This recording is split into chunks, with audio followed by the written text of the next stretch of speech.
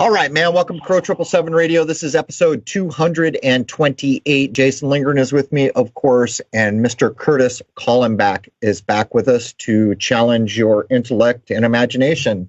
One might ask, how the hell did I get caught in all these nets? And then you might recall you came to exist on the material plane. There's your blessing, disguised as a problem, I guess. Anyhow, welcome, Jason. And a fine good morning, Crow. Beautiful day, man. It's been couple of beautiful days here. I'm watching that tropical storm go all the way up to Canada. That's a little unusual, but I'm guessing we're kind of in the front again, so we don't have anything to lay down, do we? No, we don't. All right, let's do it, man. Welcome, Kurt. Glad to be back. Love you guys, man. Here we are again, man. In the new, I think it's safe to now firmly establish we're in a new era. I mean, we're all pretty reasonably sure that things are not going back to resemble the way they were, from everything to everything, money, Lord knows. We'll just have to wait for the invisible dust to clear. Hell of a thing to watch the whole world change on a thing you can't see in your imagination. But where do you want to pick up here, Kurt? Do we want to kind of drop a hint about where we're going? I know this is probably your fourth time on, so some people already know, but this is about, how am I going to frame this? Social contracts, opt-ins? I mean, how do we frame this? Yeah, I've been really tracking on or trying to source the root of the problem. Now, I know what it is, but I wanted to find out how they implemented it, or how they were able to implement this thing. And I believe that it actually is the social contract. When I mean the social contract, I'm talking about Jean-Jacques Rousseau, when he wrote this back in 1762. So this social contract, this idea he came up with, I believe was fully implemented in 1933 through FDR, and we'll get into that. But I think the biggest problem, because you guys have so many great guests on, I just want to say this up front, that I listen to these guys, and some of these guys are so much smarter than me. It's scary. But again, it's sort of one of those things that the journey of 1,000 miles begins with a single step. But if that first step is in the wrong direction, it doesn't matter what you find along the way. So again, if you're dealing with things, if you're dealing with symptoms as opposed to the root cause, then to me, that's always putting a Band-Aid over melanoma. You're not at the source of the problem. And most people think we're stuck in a world where we're slaves, but we're not. No, we're not. Again, if people understand, that's a critical point. We're not. And here's in Black's Law 5th edition, there's a Latin phrase. It says, res sua nemini servit. And what that means is, or what the definition of that is, no one can have a servitude over his own property. You can't be a servant to self. So that when you know that that's true, then how did they capture us, or how have we become a servant to someone else? And that's through this social contract. What people don't recognize is that all rights are associated with property, which directly means no property equals no rights, or shared property equals no rights. And that's what this social contract is. It's based upon shared property. And what people don't know is, what is it that you're sharing with the rest of the world that puts you into a global trust that you become a servant to? And that's the whole thing. That's what the social contract is. It's based upon what I know to be true, which is biological. And that's kind of what I wanted to step in right there, is that it has always been biological. And that's the property. The biology is the property, or the thing, THING, that is entrusted. And once we recognize what the property is, we can then remove it from the trust through our mind, because it's not really there. We can remove it from the trust and take control of our lives again 100%. So again, the root of the problem is that nobody knows the root of the problem, or they're not talking about it. Do we have a definition for social contract that we could use? I have Rousseau's book directly in front of me, but what I'm going to do is I'm going to go and I'm going to read just paragraph 1 out of book 2, because that's the place that he starts to define what it is they're using what material they're using to capture all, or to use as a deposit, evidencing our participation in this global social contract. So let me just read that, and that's the only thing I'm going to take out of this, because once we know that there is this one thing, then we can start to define the thing and show where it comes in. And then when people understand that, they can start to recapture their own property, capture the flag of themselves. And here's book 2, and this is the first paragraph. It's that sovereignty is unalienable. This is the first paragraph. This is the only thing I'm going to read out of here. It says, and I quote, "The first and most important deduction from the principles we have so far laid down is that the general will alone can direct the state according to the object for which it was instituted, i.e., the common good.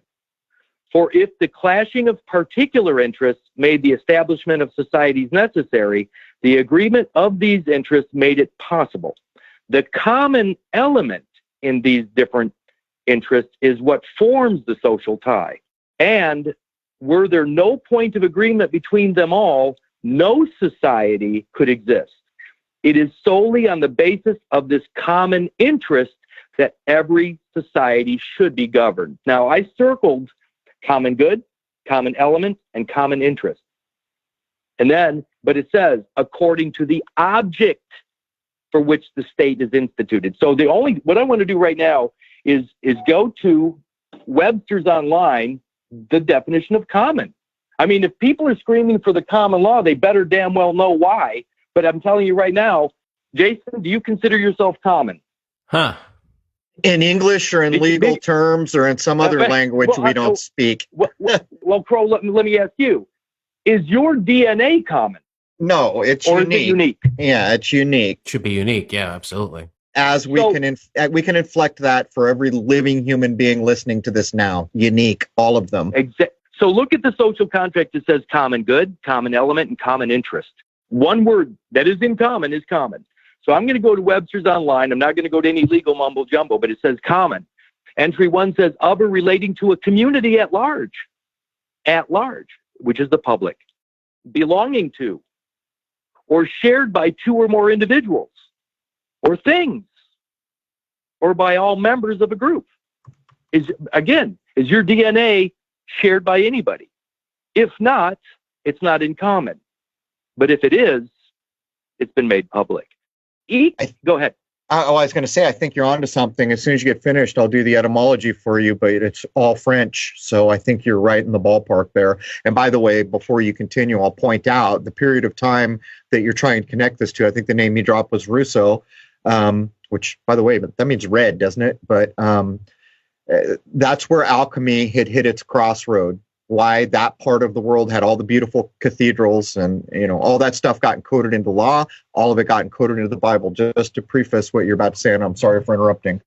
Belonging equally to 2 or more mathematical entities, having 2 or more branches, occurring or appearing frequently, familiar, widespread, general. So common and general mean the same thing, like General Orders 100, the Lieber Code. But I want to jump down to 5 says falling below ordinary standards, second rate. And finally, I'm going to jump down to number 7. Number 7 says of, relating to, or being common stock. Yeah, so there it is. One thing about what people don't recognize is common good. Nobody knows the definition of good, whereas I do. The legal definition of good or goods is the unborn of animals. So that's, again, when people recognize what I'm talking about by the end of this show today, they're going to recognize that they have completely abandoned their origin. They've abandoned it. And by abandoning it, it gets picked up and placed in common, subject to this social contract, which is evidenced by a document as of 1933 called the birth certificate. The certificate is evidence of your willful participation in this social contract. there's a dual nature. What you've just pointed out, I can go back to the etymology from what they're claiming is the 1300s. The first etymological line they're going to lay down for is belonging to all, owned or jointly used, the general public, that kind of idea. The second element is going to be the idea of Latin munia, duties, public duties, function, these kind of things. But in the same century, according to this, from the 1300s to the 14s, it becomes a disparaging thing used against women and criminals.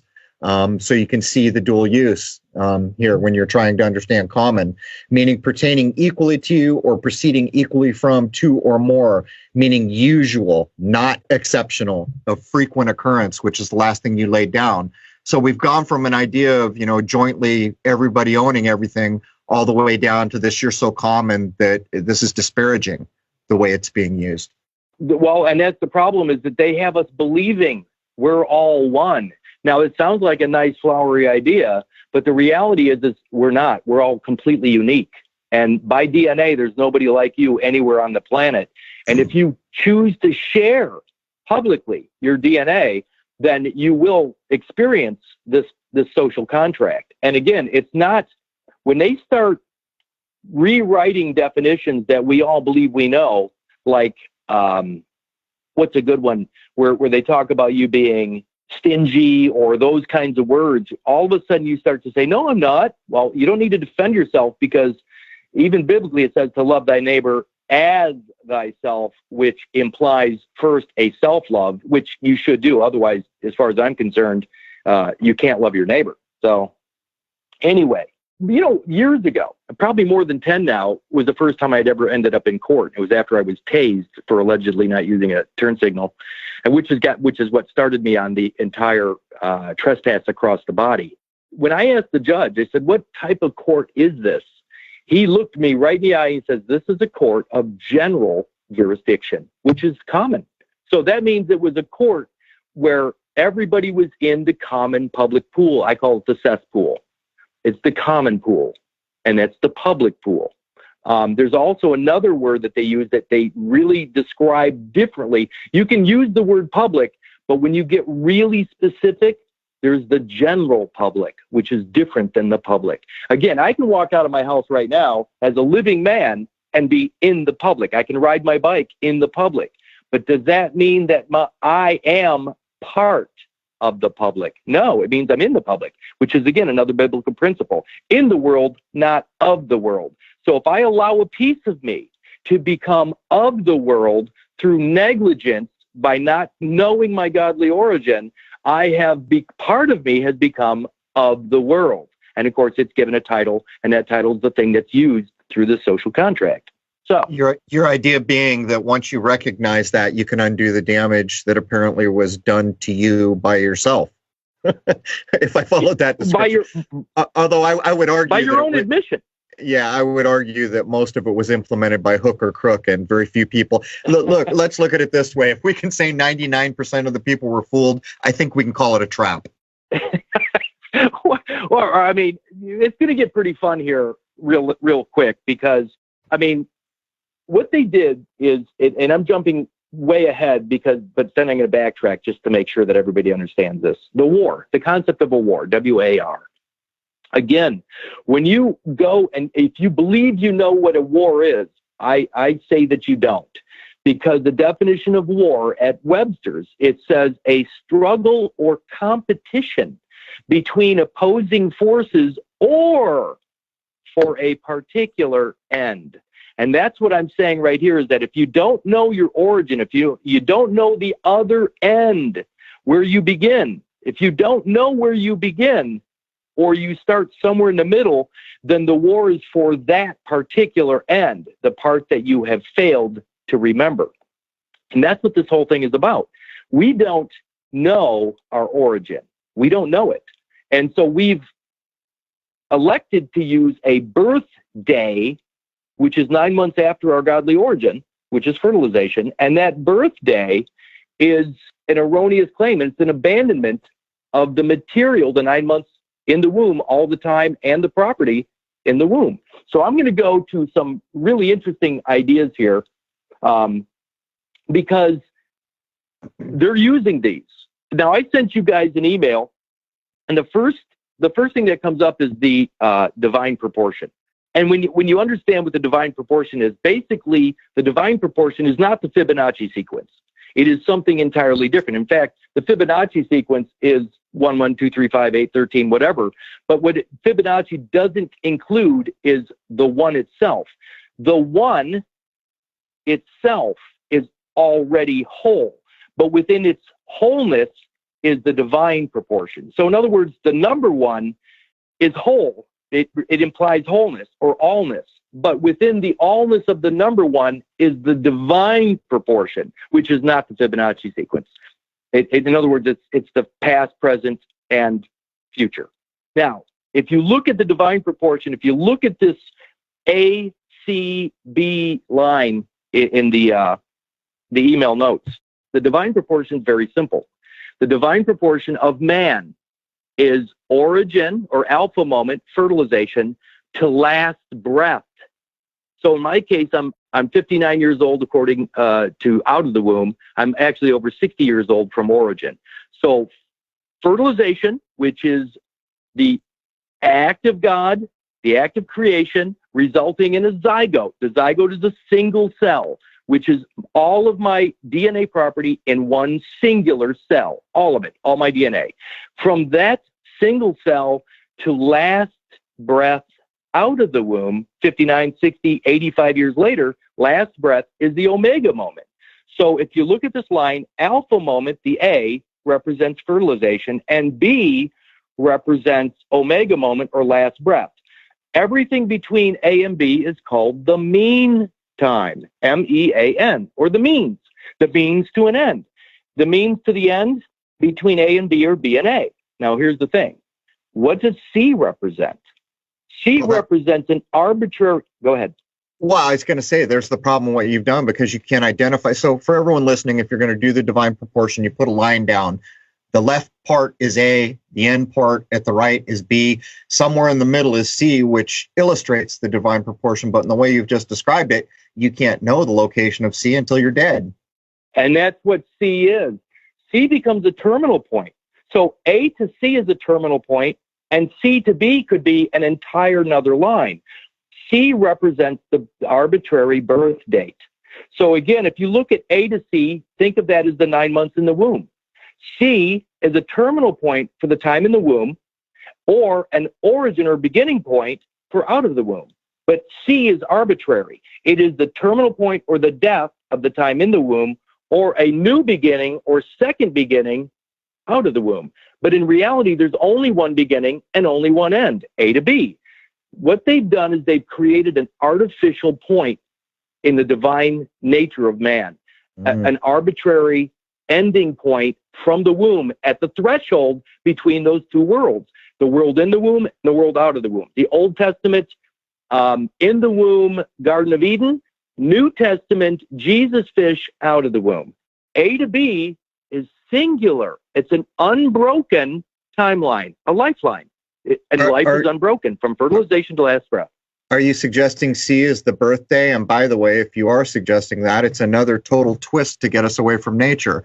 Because in the way you've just described it, between A and B is the means. And you can never locate C until you're dead if you wanted to know where the divine ratio was on that lifetime. But in truth, the C is always there. It's just moving every second, right? While you're alive. It's called the present. It's the present, right, yeah. Right, it's time. So it's the only thing. So C, in a way, represents the only thing that actually exists, which is this moment. And in the time I tried to say this moment, it's already slipped by. And that's one of the elusive cruxes of our existence. But the point I would make, if you are pointing out that they're using C as the port of entry at the birth canal, then that is wholly artificial again and does not resemble nature, because that becomes a fixed point where C should be moving down the timeline continuously until you die. Right. C would ultimately become B. The neat thing about this is the arbitrary point or the certificate of birth is an agreement. That the idea of the birthday is in our head. People have no idea that it's arbitrary in nature, and by claiming it, remember the law of nature. If I claim C as my origin, I have broke the law.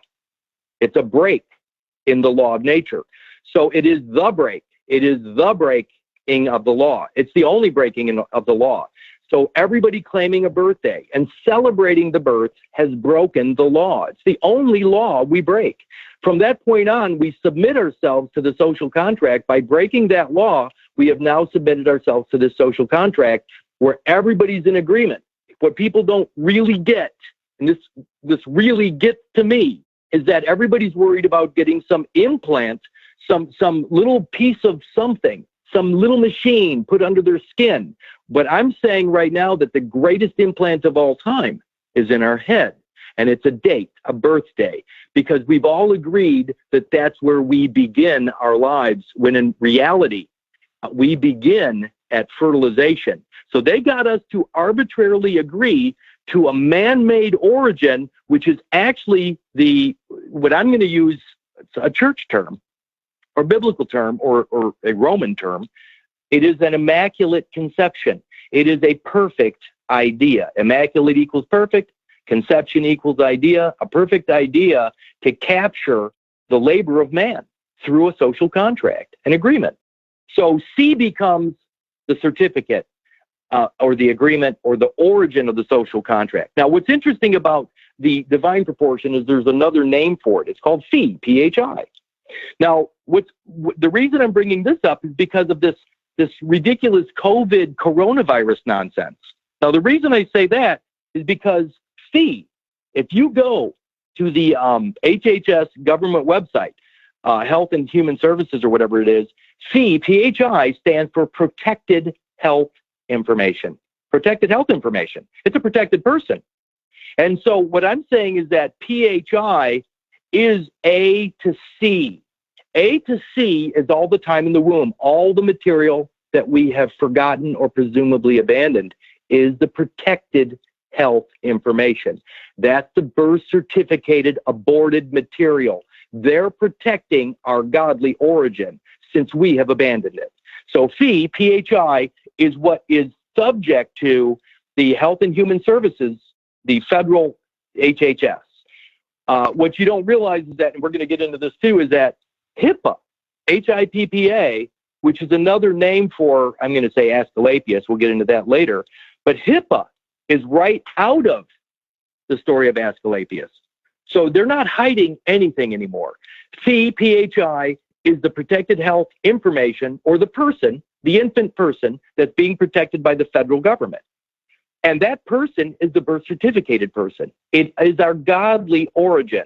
We've all abandoned God. This country became godless by claiming a birthday. Godless. I'm just looking it up. Everyone knows phi as part of the Greek alphabet, but it's described as a voiceless, labiodental, fricactive, but it came to be in modern Greek, and everything you just laid down, I'm reading the definitions, and it follows along. It would be the 21st letter in the Greek alphabet, 777 idea. But go ahead. What does the symbol of phi look like? It's a circle with a line dividing the two, the circle. Right. Which is an arbitrary point between, or a division, which I believe created, it does, even though I say I believe it, I know it to be true, that becomes the diversity of citizenship. You got you got two persons born to one timeline. You have the in the womb person and the out of the womb person, and that's the diversity of citizenship. One is the American born to the soil. The other is a fictitious character born to the United States. So it's kind of interesting. By the time that got Romanized, it became typically the letter F, which would be the sixth letter in our alphabet. But it goes on to say in traditional Greek numerals, phi has a value of 500 or 500,000. And for the 500, they're showing the uppercase version you described as a circle split. The lowercase is slightly different, almost looks like a cursive writing. Then it goes up to 500,000. What's interesting is Hippocrates, who is the one that gets all of the medical do no harm and all that stuff. He also made a statement, desperate times require desperate measures. Again, when they cut the umbilical cord, they create a measure. And what most people don't realize, except those in the medical industry, the baby is born, baby comes out of the womb, they cut the cord, and baby's measured by a certain standard, a different standard. The human remains, the afterbirth, umbilical cord and extraembryonic material and some of the maternal is measured differently. It's measured metrically. And the metric system is international. So you have the godly material, the womb-based material, measured metrically, which is international.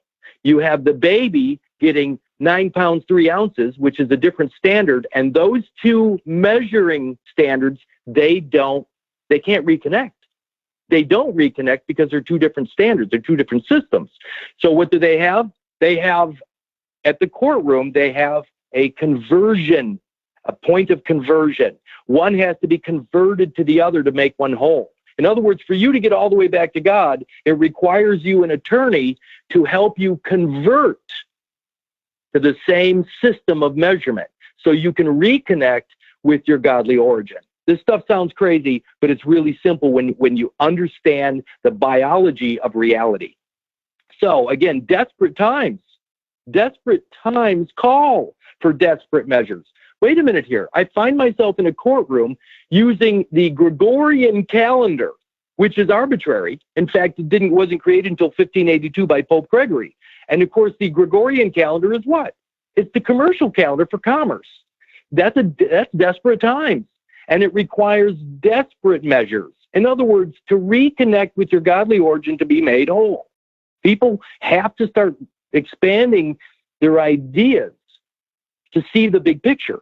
The definition of measure, again, I try to use Webster's as much as possible so everybody can actually view this. But one of the definition is a measure, a step planned or taken as a means to an end. And then it says specifically, this is right out of Webster's, a proposed legislative act. Again, 1866, the Metric Act. Most people don't realize that the United States went metric in 1866. And what's interesting, it says the Metric Act of 1866, also known as the Kassan Act, is a piece of United States legislation that legally protected use of the metric system in commerce from lawsuit and provided an official conversion table from U.S. customary units. So when we find ourselves at the port of entry to the United States, the New World, and they cut the umbilical cord and separate that material off, that's a customary unit. Customs actually takes a piece of us and places it on deposit as a security while we're in the United States. That's what they're using. The biology, our godly origin is the security, and that's what Curtis Richard Kallenbach, the birth certificated person, is evidence of my social contract while I'm in that fictitious realm. Heaven, let's call it. Let me jump in real quick on your metric system. I was unaware that since 1866, the Kassan Act maybe protected the metric system. There's a thing, I almost did a show on the metric system to show that it is in fact another way to remove human beings from nature using science into that cold, surgical, precise measuring idea that has no relationship to nature. In some of the systems we still use in the U.S., there's still a connection to nature. We have ideas like a furlong, or you might see someone measure a horse in hands, and these aren't specifically relatable, but there are many examples in the non-metric system we use that show it's more quickly rooted to nature. By the time you get up to metrics, you've been surgically removed. It's very precise, and cold, and calculating. But what's interesting is, even in the early 1950s, the federal government, and I'll actually define federal pretty quick, but the federal government started the Health, Education, Welfare System, and that is HEW, or to hew. And to hew, biblically in Deuteronomy, is to cut. Yep. So to hew something is to cut something. And the Health, Education, and Welfare System is based upon this cut material. That's the protected infant, the protected person at the federal level, which is why I heard on one of your recent shows, what the gentleman say that the only place you can get anything to happen is at the federal level. I'm telling you right now that you're made whole at the federal level, and only at the federal level does it make any sense to go. I will never speak of state or local or any of that nonsense, or even municipal, because all of it implies the break or the breaking of the law, which is the certificated person. At the federal level, they have that protected person that makes you whole, which is where your equity, if you want to use that term, equity. I don't like the term equity, because equity implies a sharing or an interest in something. As far as I'm concerned, nobody has an interest in me or my DNA from fertilization, which means I don't really want an equitable position in anything, because to claim equity is to claim a shared participatory position, and that's the social contract, which I think is nonsense. But one last thing about 1866 is the Civil Rights Act. I'm just going to jump in on this one. Is the Civil Rights Act came in right behind the Metric Act, because the Civil Rights Act, the person of color that was being fought over, which is the Civil War, was for persons of color. It was not for the black man. What they were trying to do was give rights to corporations, not give equality to black people. All the Civil War was over was to give rights to corporate persons. That's all it was for. And so 1866, the Civil Rights Act, came in behind it. But look what it says here. It says the following of the passage of the 14th Amendment of 1868 ratified the 1866 Act. And so that's what I'm getting at is here. The cut material, the person of color, is the biological umbilical, extra-embryonic, and probably the placenta at this point. And we'll get into that later too. But anyway. Oh, wow. Now. There's so much. All right, I'm just going to skip by. Go ahead. Keep going. Okay. And what's interesting about this person is 1 USC 8, United States Code 8. 1 US is person, human being, child, and individual, including born alive infant. Okay, so 1 USC 8 is actually showing where the human being, child, individual, and born alive infant fall within the United States Code. Real quick, I'm going to go back to born alive. I didn't have this noted, but I think it's important to people to know that born alive is not born as we know it. Oh, wait a minute. The definition of person, this all seems so ridiculous. If you read a thing that says, okay, we're covering these things, person, human being, child, individual, and by the way, this includes a born alive infant, are we looking at the first kind of legislated foundational personhood idea here? Is that where we're going? Right. Here? Well, I mean, that which is included excludes all the rest. So look at that. A person, human being, child, and individual as including born alive infant.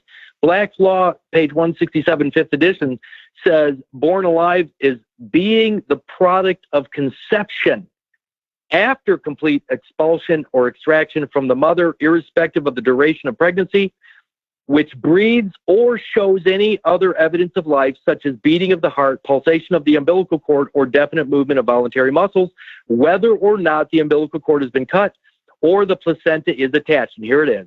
Each product of such birth is considered live born and fully recognized as a human person. So when they cut the cord, baby comes out as one person, and that other born alive material, the afterbirth, is another person. And it says being the product of conception, not fertilization. Baby's the product of conception, whereas the afterbirth material, the placenta, only the placenta is a product of conception, because the only place conception now exists by definition is when the conceptus plants into the wall of the uterus of mother. That's conception. And the resulting product of conception is the placenta. So that means a born alive person is only the placenta, not the baby. Only.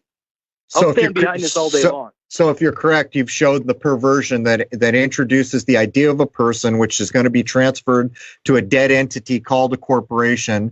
They've now legally legislated, well, whether you want to call it, they've legislated a law that says a person's the same thing as a human being, same thing as a child, same thing as an individual, same thing as a born alive infant. And what you're further stating is this kind of warped reasoning was used to take the living human being, that had just come through the port of entry called the birth canal and demoted them, while it took the placenta and the presumably mostly discarded things like the umbilicus, the caul, all the things on the other side, and made that the foundation for the corporation with your name on it at birth. But so I'm guessing from here, these ideas get transferred to AT&T, right? Because those are corporations. So there's the perversion in it, because it's perverse from the beginning to demote the living being, that the godly idea that a new human life was created, that gets demoted. But this other part, which is only going to be in the world for a day or two, because even if it was kept, it would disintegrate eventually, unless frozen or eaten. That's going to get the personhood moniker and begin the corporate. I don't think you're wrong here. And the more I'm looking at it, it's almost the perversion in the logic that really makes me think it's correct. Also, an interesting use of the term product. Well, and that you have to go into that definition too, but I don't think we have time.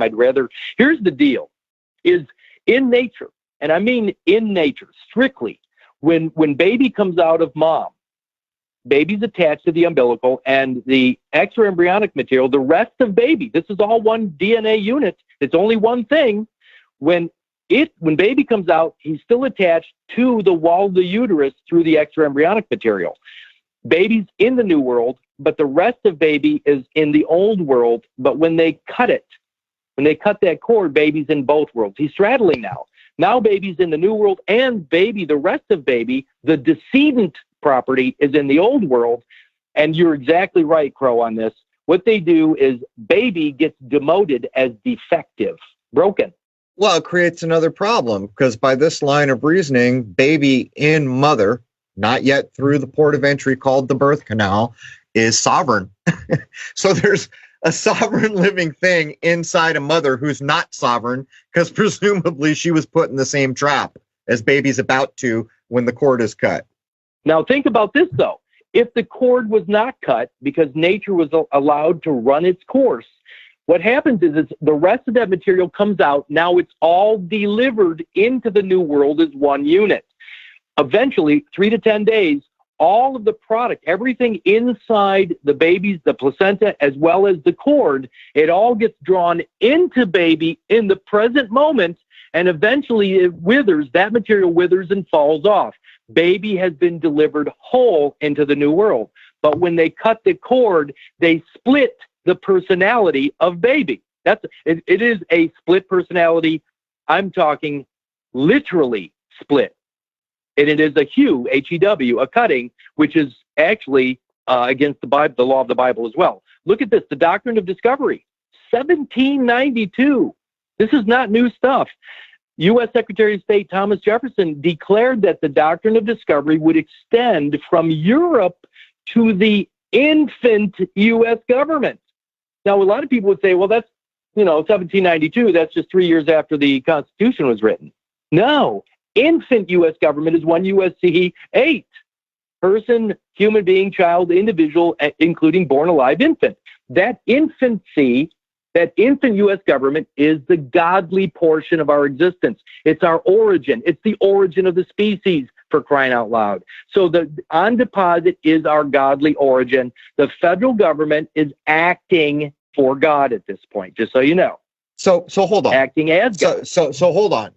We're going to assume that everything here is correct, which it logically is, and probably at some point will be provable beyond a doubt. That means there's an organization holding the deposit. Has to be. Yes. Do you know what the organization is? No, I haven't even pursued that, but I'm pretty certain that if somebody was working in the medical industry, somebody would have come by that hospital and picked up that material, and they have been picking it up for a long time. But here's the thing. I got a lot of emails from registered nurses and other people who all said, oh, well, this is what happens to what we call the afterbirth. Some said it was frozen. Some said it was picked up by a biological waste. Some said they had no idea. But here's the other thing that I would suggest. In the world that we exist in, we can act like a thing that it exists doesn't exist if we have a paper that certified that it existed. So maybe the birth certificate's just doing it all. And the little fraudulent systems designed to hold the birth certificate are acting as the deposit. I'm just surmising logically, maybe. I 100% agree with that. In fact, I think here's what's interesting to me is that the birth certificate itself evidences all the product from the womb that we have not claimed.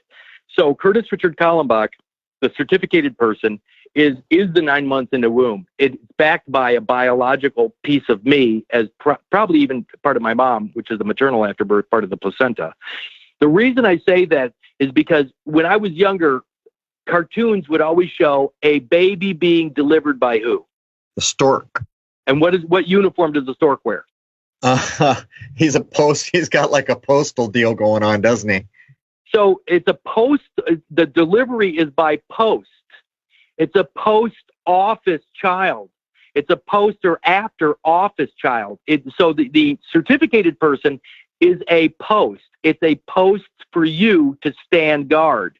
So that person, that child is a post office delivery, and it completes the delivery to us when we acknowledge it, when we know it. I believe the all caps name or the upper and lowercase live born record, whatever it is, they created a post office character or an office, an official capacity for that material. And it's a vestment. It's a ecclesiastical investment, a character, an ideal character that we wear if we know how to use it.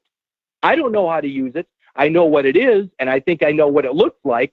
In my case, it looks like Curtis R. Kallenbach. That's what it looks like on paper, that vestment. But again, these are speculations, but I can prove them. It's just that I don't have any help out here. I'm telling you right now. I'll tell you something that's interesting. Most people listening have no damn idea how critically important the post office is in this world. And they further have no idea who's actually probably controlling it all. And they further have no idea the idea of the Postmaster General, how they've been used, which, by the way, Jason and I showed at one point. If the president came up missing for some reason, the Postmaster General used to be in line for the presidency. I guess that's recently changed, we discovered. But my point is I like your reasoning, and I think there's a there all day. And for anyone who wants to look into how big a damn deal post offices are, almost like if you remove the post office, the whole nation would just crumble to bits.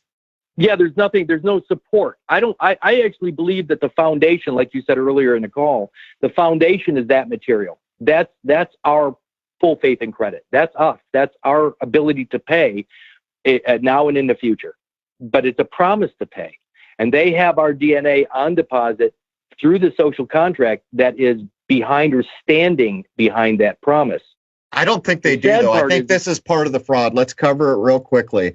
So, is there a freaking huge freezer somewhere in the world with all the what we call afterbirth that was discarded, unfortunately, as the new baby came through the birth canal? And I think you might argue that there has been, or maybe still is, but I don't think you can argue that everybody's there. And so I think it becomes another idea of like property assessment, where this whole, switcheroo thing's gone on, where none of it's legal. It's all nonsense, and they're still doing it anyhow. And I would suspect, if any of this is right on the money, that there may well be people's extra birth material that is frozen somewhere or something like that. But I suspect most of us, it's just a piece of paper saying this thing existed, or faking like it exists because the paper documented it. Yeah, I think somebody from Australia found what was called a Guthrie card, which had a drop of blood bound to a piece of paper that had the record itself. If you really think about this, what would they need? I mean, could they actually think about an ark, Noah's Ark? If they just had the DNA, DNA information loaded onto a drive, a file, that had everybody's DNA information, is that not a form of ARC? Well, they do. You think of all the things that, well, not on everybody, but anyone who's in any kind of part of the world where babies are born in hospitals, they have it all, don't they?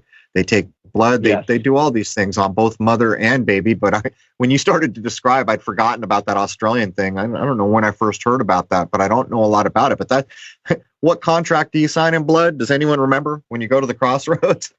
I'm just saying. I'm just saying, man. That's what it sounds like. Well, the last thing, I mean, I really want to just really nail down this idea about the placenta. A lot of people are really, they have no idea what the placenta actually is. The placenta is a feto-maternal organ. In other words, it comes out and it has my DNA and my mom's DNA attached to it. They're not mixed. They never mix, but they are adjacent properties. So the organ, they make it sound like it's a singular organ, but it is in fact not. It's my property up against my mom's property.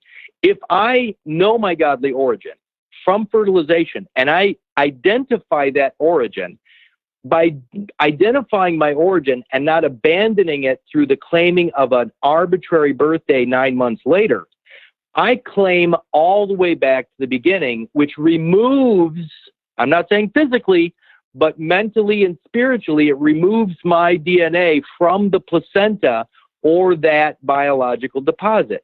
By me acknowledging my godly origin, I have, in effect, removed my property, my DNA property from the placenta. Now all that's left is my mom's property in their possession, which is fine because I think the church is claiming my mom's property anyway, Rome.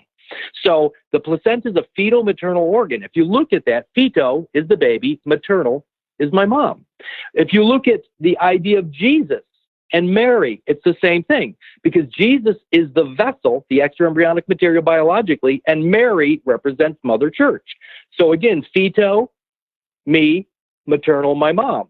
Feto, Jesus, maternal, Mary. And medically, and I'll get into this in a little bit, but medically, the same thing is Asclepius, the fetal property, Coronis, the maternal property.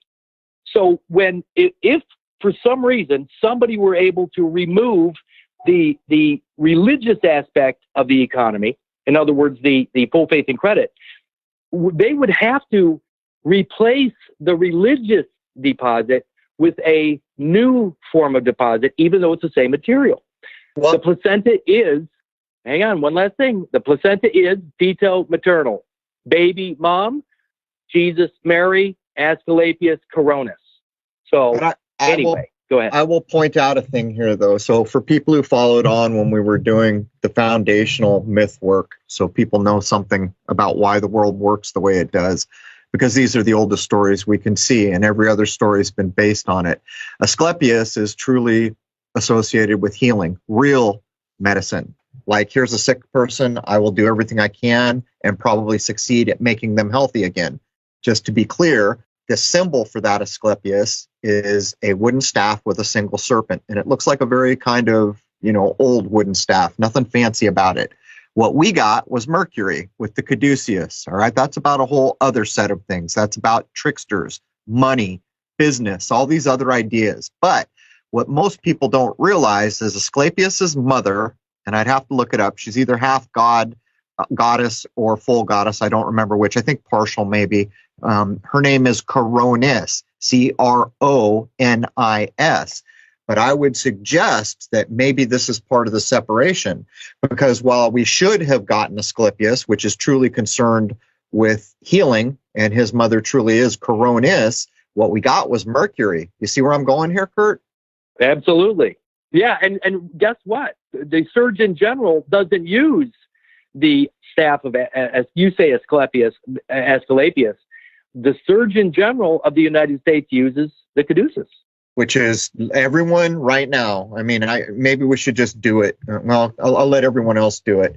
Look up the idea of the caduceus and Mercury. And by the way, when you say Mercury in this world, there are so many different variations. Are you talking about the goddess? Are you talking about alchemy? If you're talking about alchemy, there's a 1,000 Mercuries that get used in different ways to mean different things. My main point is look up the caduceus and look up the god Mercury and what he is god of. You will find the crossroads, hint, hint, hint. You will find tricks. You will find commerce. You'll find all these things, but nowhere will you find what you find under Asclepius, which is actually the idea to heal a sick person.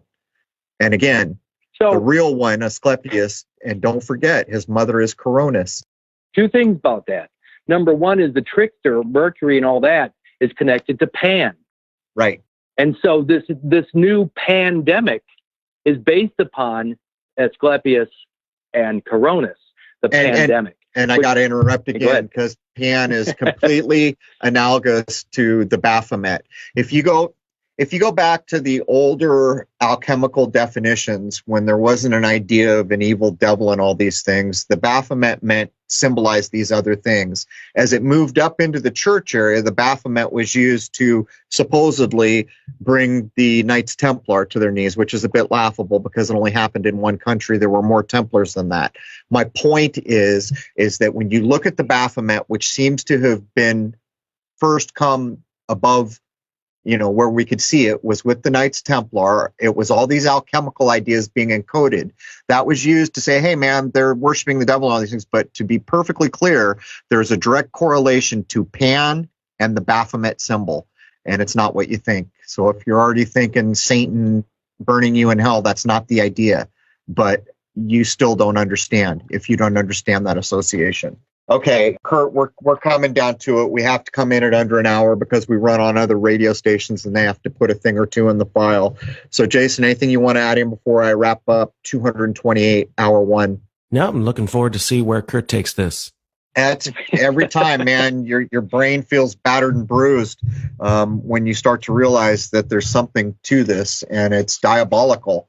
And it is separated from nature. It's maybe the definition of evil. In my eyes, what we're covering here, the trap that was set when you come through the birth canal or the port of entry, that's to me the definition of evil and ungodliness and non-perfection. But that does bring the first hour of 228 to a close.